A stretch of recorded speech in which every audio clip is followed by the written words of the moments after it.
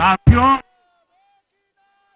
दिल्ली के लोगों ने लोकसभा के चुनाव में मुझे कभी भी निराश नहीं की।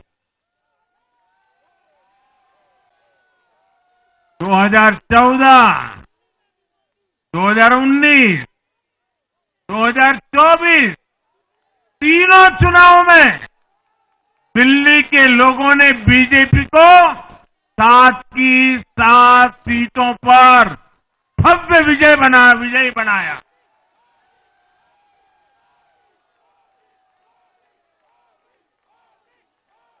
हर्निया मूळव्याध, पित्ताचे विकार, पित्ताशयाचे खडे, हायटिस हर्निया या प्रकारच्या आजाराने त्रस्त असाल आणि दुर्बिणीद्वारे शस्त्रक्रिया करून घ्यायची असेल तर हडपसरच्या सुप्रसिद्ध डॉक्टर म्हस्के हॉस्पिटलमध्ये त्वरित संपर्क साधा आणि विश्वासार्ह उपचार अनुभवा।